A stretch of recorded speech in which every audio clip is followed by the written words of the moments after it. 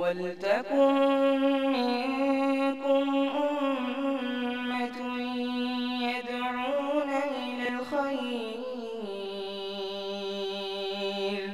وَيَأْمُرُونَ بِالْمَعْرُوفِ وَيَنْهَوْنَ عَنِ الْمُنكَرِ وَأُولَٰئِكَ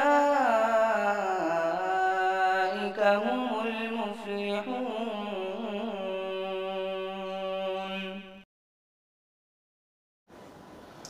الحمد للہ رب العالمین والعاقبۃ للمتقین وأصلی وأسلم علی المبعوث رحمۃ للعالمین اللہم لا علم الا ما علمتنا وزدنا علما یا کریم. حاضرین گرامی، دوستو، بزرگوں اور ساتھیوں، اصول ثلاثہ کے آج کی درس یہ آخری درس ہے.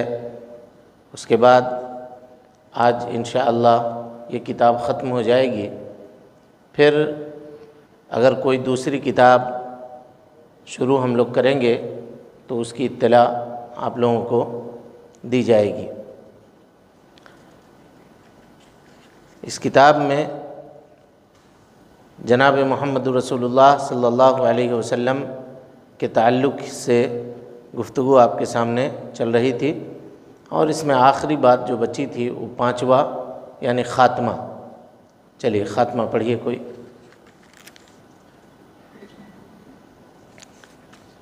Page number 45.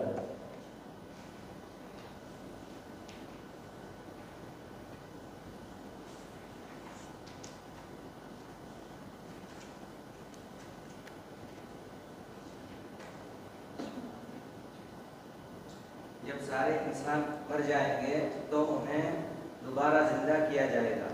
اس کی دلیل یہ ارشاد باری تعالی ہے، منہا خلقناکم وفیہا نعیدکم ومنہا نخرجکم تارۃ اخری.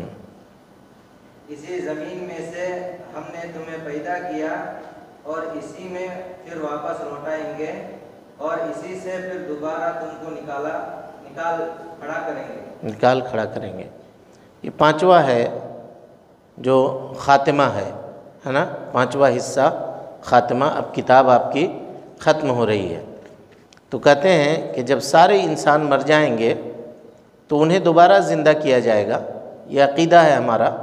ایمان بالیوم آخر اس کو کہتے ہیں، یا ایمان البعث بعد الموت، مرنے کے بعد دوبارہ زندہ ہونے کے اوپر ایمان. یہ عقیدہ یہ کہلاتا ہے. اس کی دلیل یعنی ہم سب کو دوبارہ زندہ ہونا ہے مرنے کے بعد. اس کی دلیل کیا ہے؟ اللہ رب العالمین کا قول سورہ طٰہٰ کی آیت ہے، منہا خلقناکم. اللہ تعالیٰ کہتا ہے کہ ہم نے تم کو پیدا کیا ہے اسی سے یعنی مٹی سے. وفیہا نعیدکم، ہم تم کو اسی مٹی میں لوٹا دیں گے. یعنی انسان جب مرے گا تو کہاں جاتا ہے؟ مٹی کے اندر جاتا ہے، اس کو دفن کیا جاتا ہے. ومنہا نخرجکم تارۃ اخری، پھر ہم تم کو مٹی سے دوبارہ کھڑا کر دیں گے، اٹھا دیں گے. چلیے. اور یہ فرمان باری تعالی، واللہ انبتکم من الارض نباتا ثم یعیدکم فیہا ویخرجکم اخراجا.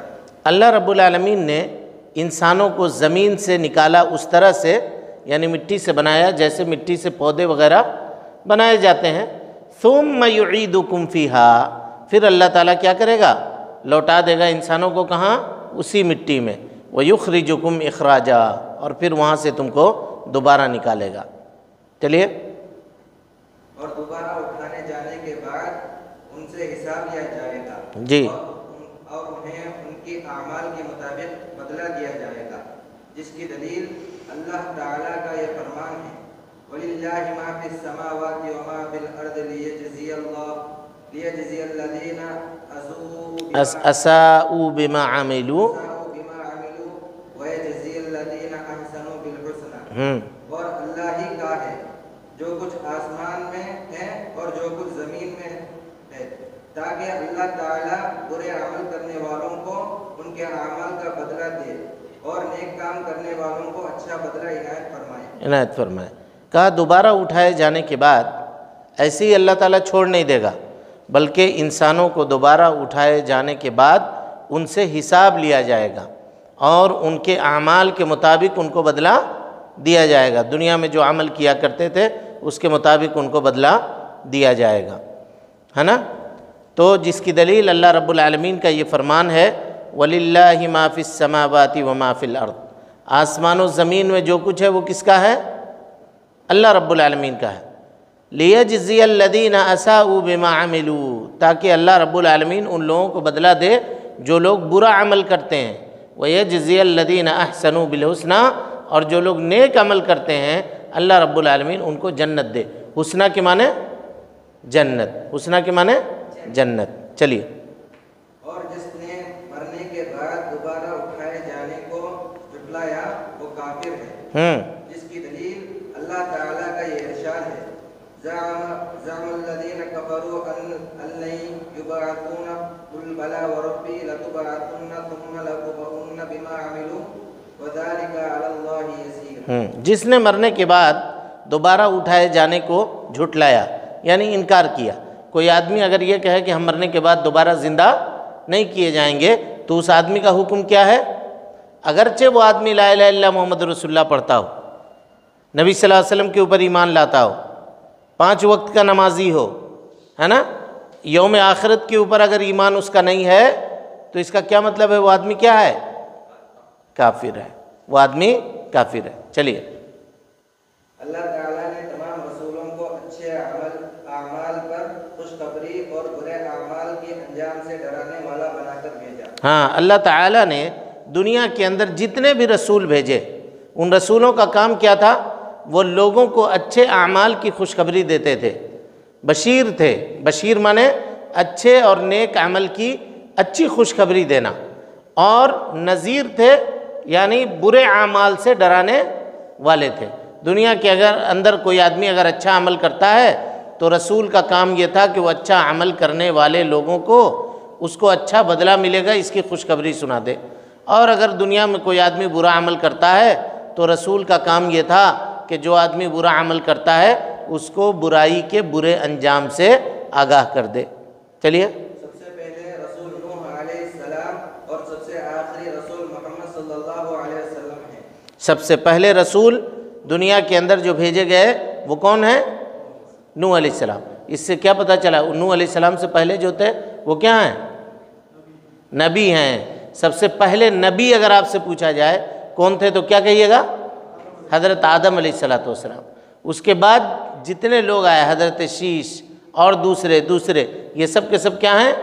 نبی ہیں۔ دنیا کے اندر سب سے پہلے رسول جو تشریف لائے وہ رسول کون ہے؟ حضرت نوح علیہ السلام۔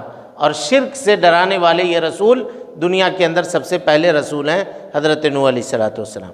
چلیے، اس بات کی دلیل کہ نوح علیہ السلام سب سے پہلے رسول ہیں اللہ تعالیٰ کا یہ فرمان ہے اِنَّا أَوْحَيْنَا إِلَيْكَ كَمَا أَوْحَيْنَا إِلَى نُوحٍ وَالنَّبِيِّينَ مِن بَعْدِهِ، یقیناً ہم نے آپ کی طرف اسی طرح وحی کی ہے جیسے کہ نوح علیہ السلام اور ان کے بعد والے نبیوں کی طرف کی۔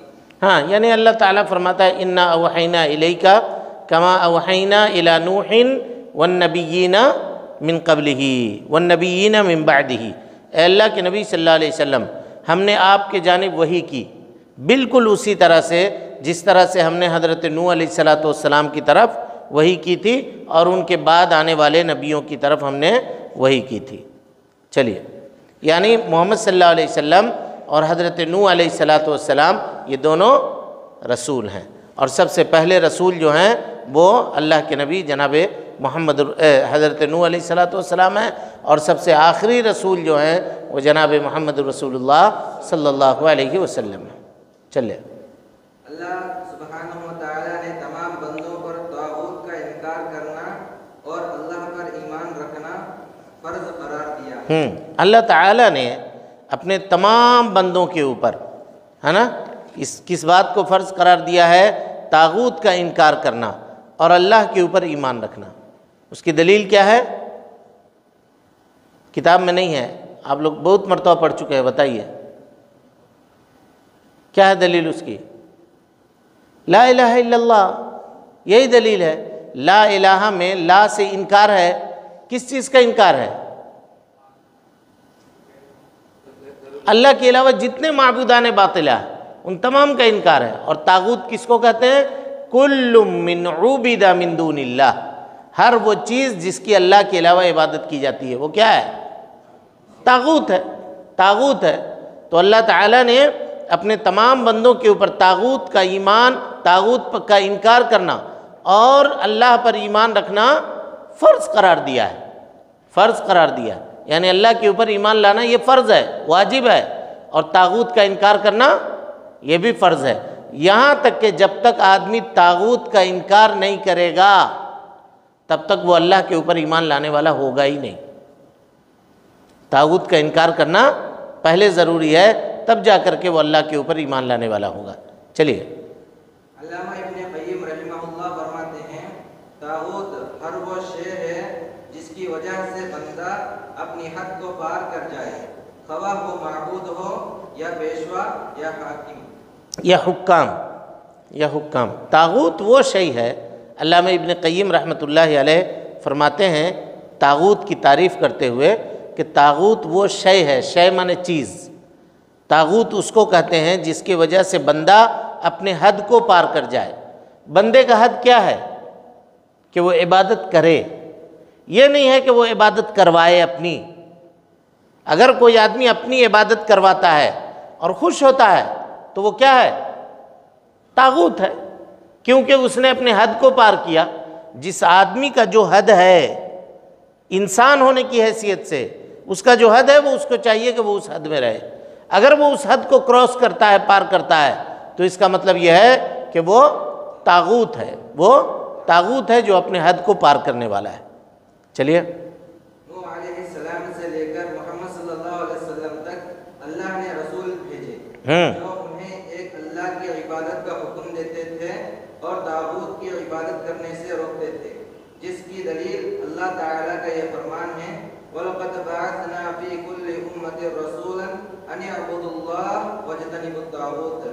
طاغوت بہت سی چیزیں ہیں جن میں سے نمایاں یہ 5 ہیں: ابلیس ملعون جس کی اللہ کے علاوہ عبادت کی جا رہی ہو اور وہ اس سے راضی ہو، جو لوگوں کو اپنی عبادت کی دعوت دے، جو غیر دانی کا دعویٰ کرے، اور جو اللہ کے نازل کردہ شریعت سے ہٹ کر فیصلہ کر لے۔ اور اس کی دلیل یہ ارشاد باری تعالیٰ ہے لا اکراہ فی الدین قد تبین الرشد من الغی فمن یکفر بالطاغوت ویؤمن باللہ فقد استمسک بالعروۃ الوثقی۔ بس دیکھیے، کہا کہ نوح علیہ السلام سے لے کر کے محمد صلی اللہ علیہ وسلم تک اللہ رب العالمین نے رسول بھیجے، اور محمد صلی اللہ علیہ وسلم پر رسالت اور نبوت ختم ہو گئی۔ اب اس کے بعد کوئی رسول اور کوئی نبی نہیں آئے گا۔ محمد صلی اللہ علیہ وسلم آخری رسول اور آخری نبی ہیں، اس کے بعد اور کوئی نبی بنا کر کے نہیں بھیجے گا۔ ان نبیوں کا کیا کام تھا، یا ان رسولوں کا کیا کام تھا؟ کہا کہ ان رسولوں کا کام یہ تھا کہ وہ لوگوں کو ایک اللہ کی عبادت کی دعوت دیتے تھے اور طاغوت کی عبادت کرنے سے روکتے تھے۔ اس کی دلیل اللہ تعالیٰ کا یہ فرمان ہے وَلَقَدْ بَعَثْنَا فِي كُلِّ أُمَّةٍ رَسُولًا أَنِ اعْبُدُوا اللَّهَ وَاجْتَنِبُوا الطَّاغُوتَ۔ ہم نے ہر امت میں ایک رسول بھیجا، اس کا کام کیا تھا؟ أَنِ اعْبُدُوا اللَّهَ، وہ لوگوں کو ایک اللہ کی عبادت کی دعوت دیتے تھے، اور وَاجْتَنِبُوا الطَّاغُوتَ، طاغوت کی عبادت سے کیا کرتے تھے؟ روکتے تھے۔ اب کہہ رہے ہیں طاغوت بہت سی چیزیں ہیں۔ ہم آپ کو بتایا کہ اللہ کے علاوہ جس کی بھی عبادت کی جاتی ہے وہ کیا ہے؟ طاغوت ہے۔ بہت سی چیزیں جن میں سے نمایاں 5 چیزیں ہیں، یعنی 5 چیزیں یہ سب سے کیا ہے؟ ہائی لائٹ ہے، سب سے اوپر میں ہے۔ نمایاں مطلب اوپر، سب سے ہائی لائٹ، سب سے واضح۔ کون کون؟ ابلیس ملعون، ابلیس ملعون سب سے 1 نمبر پہ۔ یہ جتنی غیر اللہ کی عبادتیں ہو رہی ہیں، اس کے پیچھے کس کے بہکاوے کا ہاتھ ہے؟ کون بہکاتا ہے لوگوں کو؟ ابلیس۔ اس نے اللہ سے یہ وعدہ کیا تھا کہ میں بہکاؤں گا، اور کوئی آدمی اگر ابلیس کے بہکاوے میں آ کر کے اللہ کے علاوہ دوسرے کی عبادت کر رہا ہے تو وہ در حقیقت کس کی عبادت کر رہا ہے؟ ابلیس کی کر رہا ہے۔ سمجھ گئے جی؟ تو کہہ رہے ہیں جس کی اللہ کے علاوہ عبادت کی جا رہی ہو اور وہ اس سے راضی ہو، یعنی وہ چیز جس کی اللہ کے علاوہ عبادت کی جا رہی ہو وہ اس سے راضی ہو۔ لوگ حضرت عیسیٰ علیہ السلام کی بھی عبادت کرتے ہیں کہ نہیں کرتے ہیں؟ بہت سارے لوگ کرتے ہیں حضرت عیسیٰ علیہ السلام کی عبادت۔ تو کیا حضرت عیسیٰ علیہ السلام طاغوت ہیں؟ بولیے۔ کچھ لوگ محمد صلی اللہ علیہ وسلم کی بھی عبادت کرتے ہیں نہیں؟ تو اس کا کیا مطلب کہ محمد صلی اللہ علیہ وسلم طاغوت ہیں؟ نہیں ہیں۔ کیوں؟ اس لیے کہ وہ ان کے عبادت سے راضی نہیں ہیں، ان کی عبادت سے راضی نہیں ہیں۔ طاغوت ہونے کے لیے ضروری ہے کہ اس کی عبادت کی جا رہی ہو اور وہ اس سے راضی بھی ہو۔ کچھ لوگ اپنی عبادت میں خوش ہوتے ہیں، ہاں مجھ کو سجدہ کرو، ہاں میرے نام کا یہ کرو، میرے نام کا یہ کرو، یہ دعوت دیتے ہیں، وہ اصل میں طاغوت ہیں، لیکن جن کی اللہ کے علاوہ عبادت کی جا رہی ہے حکمی طور پر ان کو طاغوت کہا جا سکتا ہے، لیکن شرعی طور پر وہ اصل میں طاغوت نہیں ہے، کیونکہ ان کو پتہ بھی نہیں ہے کہ لوگ ان کی عبادت کر رہے ہیں۔ سمجھ میں آ رہی بات کہ نہیں؟ حضرت علی رضی اللہ تعالیٰ عنہ کو کچھ لوگوں نے پوجنا چاہا، تو حضرت علی رضی اللہ تعالیٰ عنہ نے کیا کیا؟ آگ جلوائی، اور آگ جلوانے کے بعد ان کو اس میں ڈال دیا۔ قال لما رأیتہ امرا منکرن، جب میں نے لوگوں کو دیکھا کہ یہ غلط کام کر رہے ہیں تو اججت نارا ودعوت قنبرا، اپنے غلام کو حکم دیا کہ لکڑی جمع کرے اور آگ جلائے، تاکہ ایسے لوگ جو اللہ کے علاوہ حضرت علی کو پوجنا چاہ رہے ہیں ان کو یہ آگ میں ڈال دیں۔ تو ان کو کبھی بھی پسند نہیں تھا کہ اللہ کے علاوہ لوگ ان کی عبادت کریں، اور جتنے بھی اولیاء اللہ اور بزرگوں کی یہ لوگ عبادت کرتے ہیں، اگر ان کو پتہ چل جائے کہ یہ لوگ اللہ کو چھوڑ کر کے میری عبادت کرتے ہیں تو کیا یہ لوگ اس سے راضی ہوں گے؟ کبھی بھی راضی نہیں ہوں گے۔ خود حضرت عیسیٰ علیہ السلام قیامت کے دن اللہ تعالیٰ ان سے پوچھے گا کہ کیا آپ نے اور آپ کی والدہ نے کہا تھا کہ تم اللہ کے علاوہ ہم کو پوجنا، ہماری عبادت کرنا؟ تو حضرت عیسیٰ علیہ السلام صاف انکار کر جائیں گے، کہیں گے نہیں اللہ تعالیٰ، ہم نے نہیں کہا تھا ان کو، میں کیوں کہوں گا ان کو ایسی بات، کیوں کہوں گا جس کا مجھ کو حق نہیں ہے؟ میں نے یہ کہا تھا کہ تم اللہ کی عبادت کرو جو میرا رب ہے اور تمہارا بھی رب ہے، اور اگر میں نے ایسی کوئی بات کہی ہے تو اللہ رب العالمین وہ تم کو پتہ ہے نا، تو وہ چیزوں کو جانتا ہے جو میں نہیں جانتا ہوں، اور میں جن چیزوں کو جانتا ہوں ان تمام چیزوں کو تو جانتا ہے۔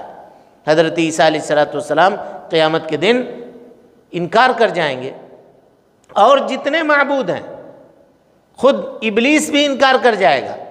جب یہ لوگ ابلیس کو پکڑیں گے کہ تمہارے ہی وجہ سے ہم لوگ گمراہ ہوئے، آج جہنم تمہارے وجہ سے جا رہے ہیں، تو ابلیس کہے گا کہ نہیں، وما کان لی علیکم من سلطان، تمہارے اوپر ہمارا کوئی زور زبردستی نہیں تھا، الا ان دعوتکم، میں نے تم کو ایک چیز کی طرف بلایا، فاستجبتم لی، تم نے میری پکار سن لی، تو میری پکار تم نے سن لی، نبی بلاتے تھے، رسول بلاتے تھے، اللہ بلاتا تھا، تم اس کا پکار نہیں سن سکتے تھے؟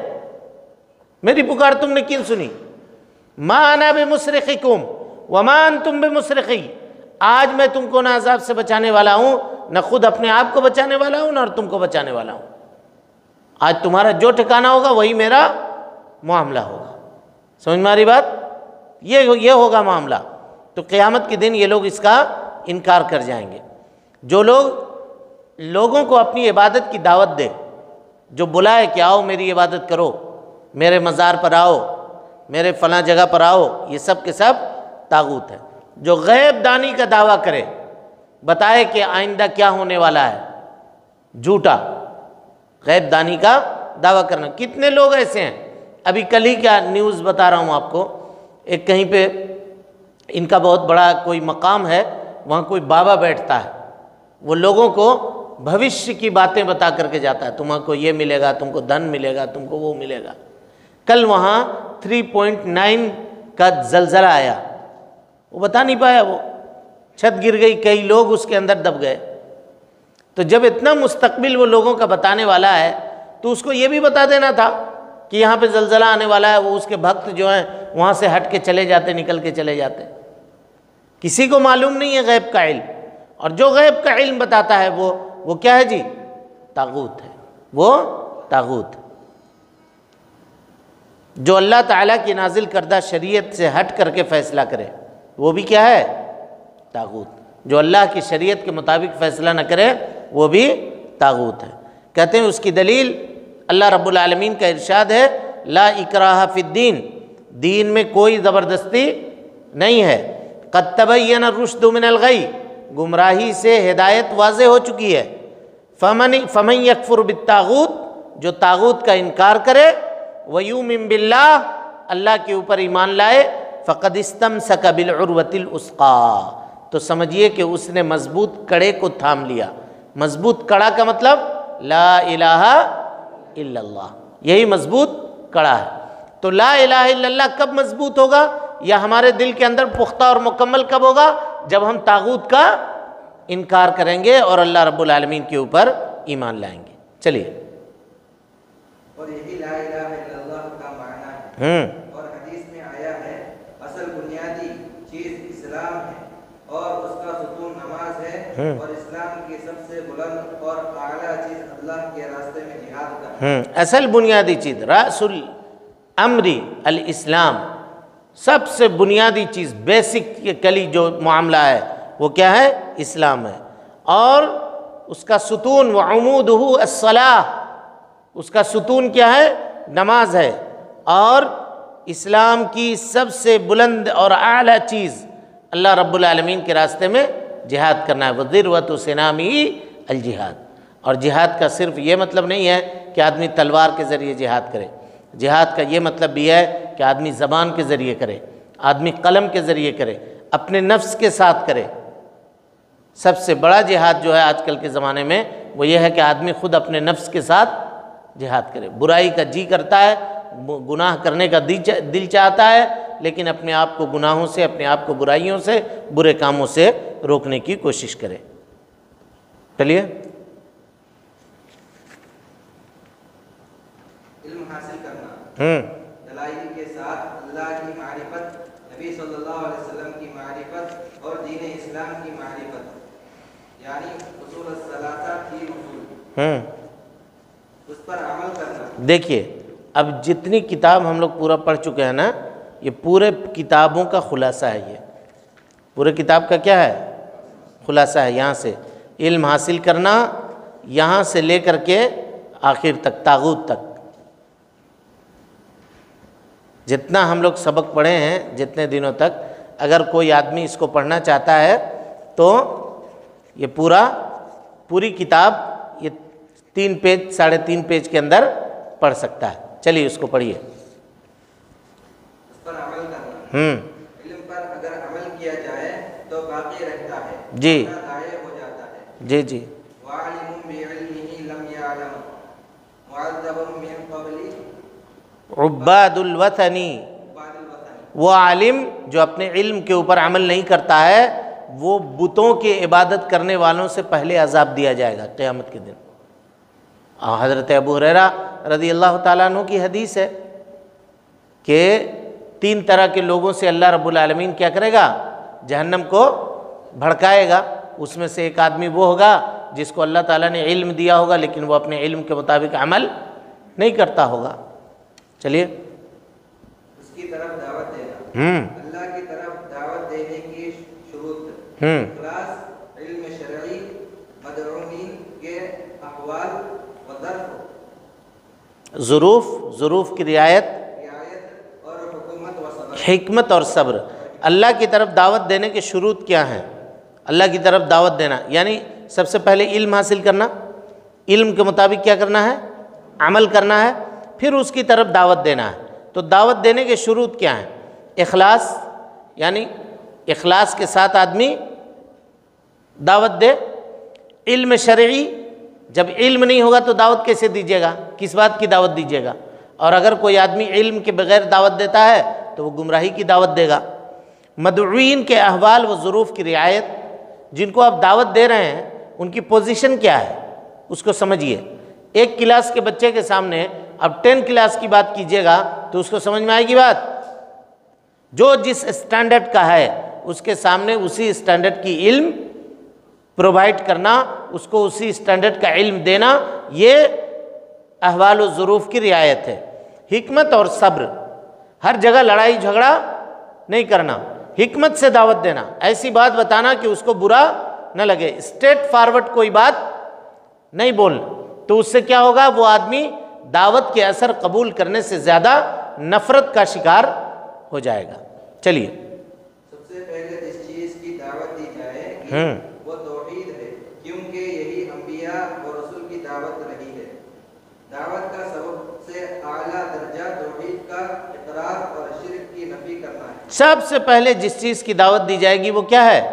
توحید باری تعالیٰ ہے، اس کے علاوہ کسی چیز کی دعوت نہیں، سب سے پہلے توحید۔ اللہ کے نبی صلی اللہ علیہ وسلم مکۃ المکرمہ کی 13 سال زندگی میں جس چیز کی دعوت دیتے رہے وہ کیا ہے؟ توحید ہے۔ آج لوگ کہتے ہیں توحید کی دعوت مت دو، توحید کی دعوت دینے سے لڑائی ہو جائے گی، توحید کی دعوت دینے سے لوگوں کو برا لگے گا۔ اگر برا لگے گا تو لگے، لیکن جس چیز کی دعوت سب سے پہلے دینی ہے وہ کیا ہے؟ توحید ہے۔ چلیے، اس راستے میں آنے والی مصیبتوں کے اوپر صبر کرنا، علم حاصل کرنا، علم کے مطابق عمل کرنا۔ شروع میں کتاب میں ہم لوگ پڑھے تھے، جان لو 4 چیزوں کا علم رکھنا تمہارے اوپر ضروری ہے، علم حاصل کرنا، علم کے مطابق عمل کرنا، اس کی دعوت دینا، اور اس راستے میں آنے والی مصیبتوں کے اوپر کیا کرنا؟ صبر کرنا۔ چلیے، اللہ کی اطاعت پر صبر کرنا، جیسے نماز، اللہ کی معصیت سے صبر کرنا، ہاں، جیسے سود کھانا، اللہ کی اطاعت پر صبر کرنا۔ نماز، ٹھنڈی کا موسم ہے، فجر کے نماز میں اٹھنے کا جی نہیں کر رہا ہے، بستر میں سوئے ہوئے ہیں، ہے نا، لیکن بستر ہٹا کر کے سخت سردی میں بھی آدمی اٹھ کر کے مسجد میں آ کر کے نماز پڑھ رہا ہے۔ مصیبت میں صبر ہے کہ نہیں؟ تکلیف ہوئی کہ نہیں؟ اس تکلیف میں صبر کرنا۔ لوگ بزنس میں نفع پہ نفع کر رہے ہیں، فائدہ اٹھا رہے ہیں۔ کیسے فائدہ اٹھا رہے ہیں؟ سود کا بزنس کر رہے ہیں، حرام کا بزنس کر رہے ہیں، لیکن آپ کم پروفٹ کما رہے ہیں، حلال کما رہے ہیں۔ آپ کا بھی جی چاہ رہا ہے کہ اس کی طرح میں بھی کروں تو میں بھی مالدار ہو جاؤں، میں بھی موٹر سائیکل پہ گھومتا ہوں، 4 چکا گاڑی کے اوپر گھوموں گا، لیکن اب صبر کرنا ہے۔ نہیں، غلط کام ہے، سود والا کام حرام ہے، دھوکہ دے کر کے کمانا حرام ہے، ہم ایسی چیز نہیں کمائیں گے۔ تو اس مصیبت کے اوپر صبر کرنا، یہ سب بھی صبر ہے۔ اللہ کی نافرمانی سے بچ کے صبر کرنا، اور اللہ تعالیٰ کی اطاعت اور فرما برداری کرتے ہوئے صبر کرنا۔ چلیے، اور تقدیر میں لکھی ہوئی پریشانیوں پر صبر کرنا، جیسے فقر اور محتاجی۔ تقدیر میں لکھی ہوئی جو مصیبت ہے اس کے اوپر کیا کرنا؟ صبر کرنا۔ جیسے کوئی آدمی بیمار پڑ گیا، کوئی آدمی غریب ہے، کوئی آدمی مسکین ہے، کوئی آدمی محتاج ہے، تو ایسی صورت میں اللہ تعالیٰ نے سب کو پیدا کیا ہے، غریب کو بھی اللہ پیدا کیا ہے، محتاج کو بھی اللہ پیدا کیا ہے، مالدار کو بھی اللہ پیدا کیا ہے۔ یہ اس کی حکمت ہے۔ اللہ تعالیٰ بہتر جانتا ہے کہ کس کو کتنا مال دینا ہے، کس کو غریب رکھنا ہے اور کس کو امیر کرنا ہے، یہ اللہ تعالیٰ بہتر جانتا ہے، اور اس میں اس کی حکمت ہے، اس طرح پیدا کرنے میں اس کی حکمت ہے۔ چلیے، یعنی حصول علم پر صبر کرنا، عمل پر صبر کرنا، اور پھر اس کی دعوت دینے میں حاصل ہونے والی پریشانیوں پر صبر کرنا۔ حصول علم پر صبر کرنا۔ اب یہاں بیٹھ کر کے ہم لوگ علم حاصل کر رہے ہیں، دوسرے لوگ آج سنڈے ویکینڈ منا رہے ہوں گے، گھوم رہے ہوں گے ادھر سے ادھر، تو آپ جو یہاں بیٹھے ہیں ساری چیزوں کو چھوڑ کر کے، یہ صبر ہے۔ علم حاصل کرنے کے اوپر صبر کرنا، پھر عمل کرنے کے اوپر صبر کرنا، اور اس کی دعوت دینے اور حاصل ہونے والی دعوت دینے سے، کسی کو گئے دعوت دینے کے لیے، وہ 2-4 باتیں بول دیا، تم کو کیا مطلب ہے، تم کیا ہو، تم کیا ہمارے ذمہ دار ہو، اس طرح کی باتیں بول دیا۔ ان تمام باتوں کے اوپر صبر کرنا۔ چلیے، توحید ربوبیت، توحید جو ربوبیت میں اکیلا ہے اسے الوہیت میں بھی اکیلا ماننا از حد ضروری ہے۔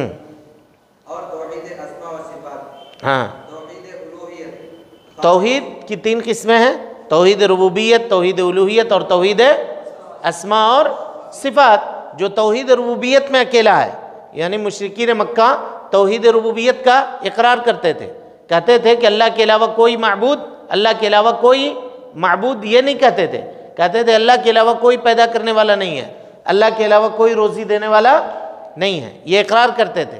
لیکن جب عبادت کی بات آتی تھی تو کیا کرتے تھے؟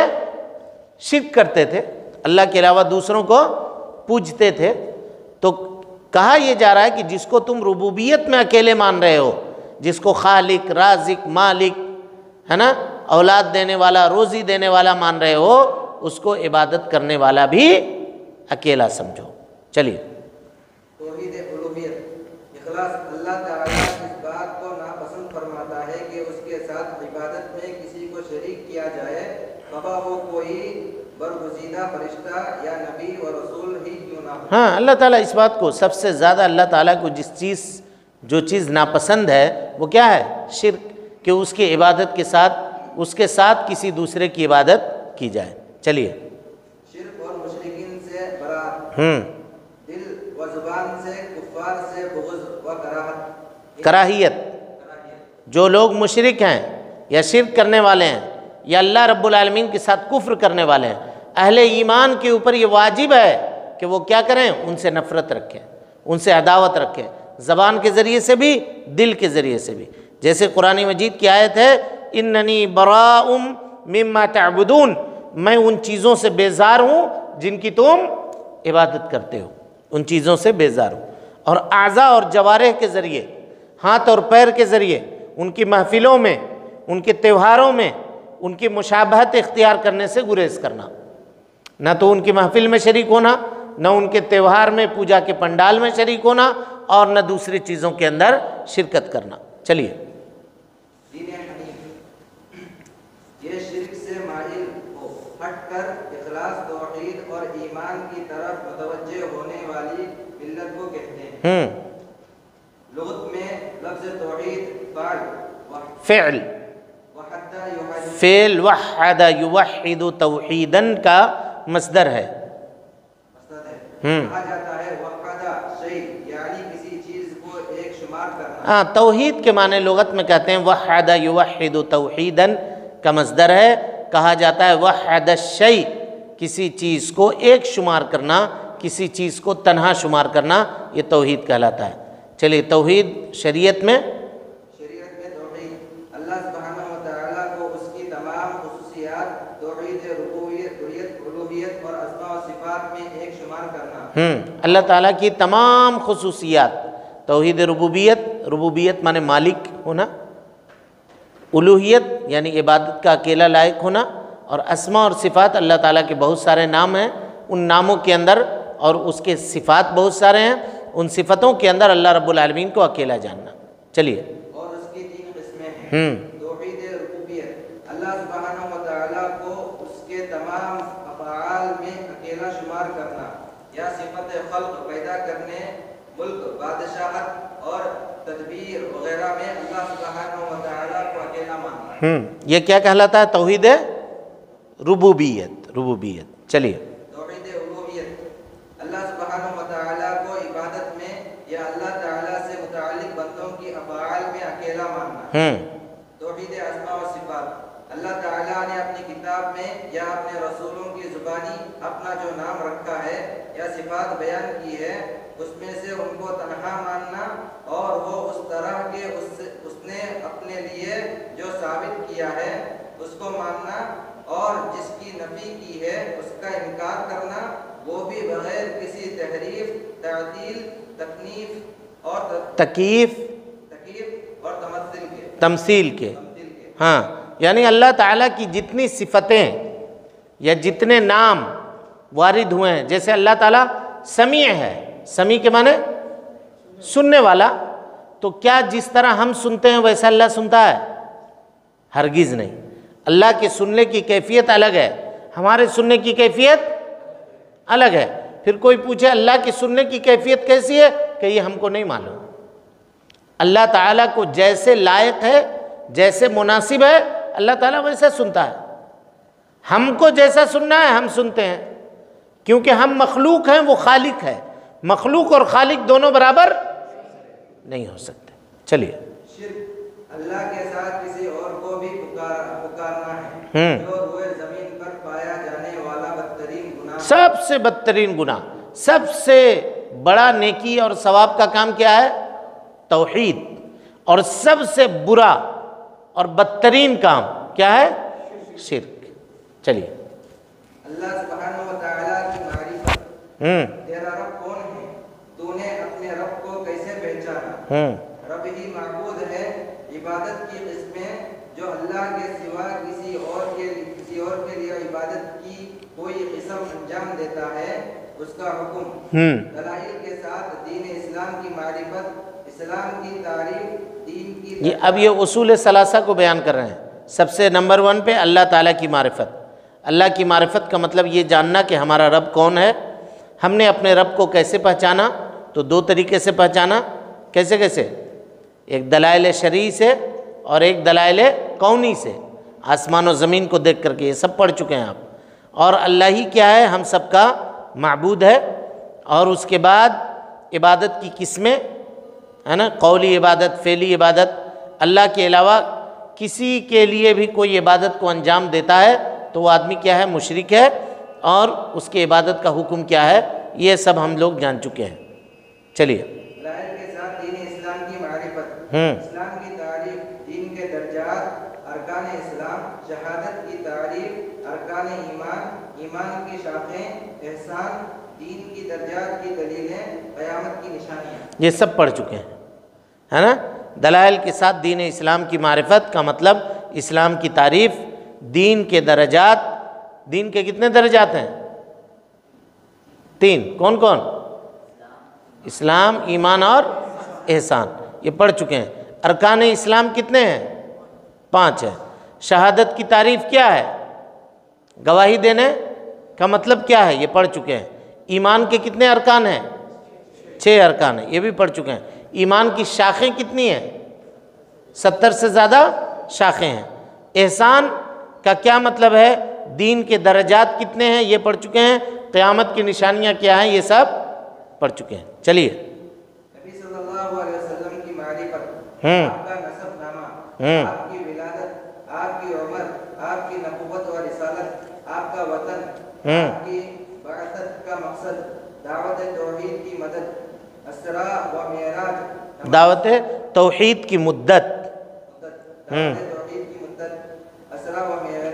इसरा व मिराज, नमाज कब और कहाँ फर्ज हुई, हिजरत का हुक्म और उसका वक्त, बकिया शरीयतें कब नाफिज की गई, दावत की मुद्दत, नबी सल्लल्लाहु अलैहि वसल्लम की वफात, जो दीन आप लेकर आए, आपकी बअसत अनस इंस व जिन के लिए आम थी,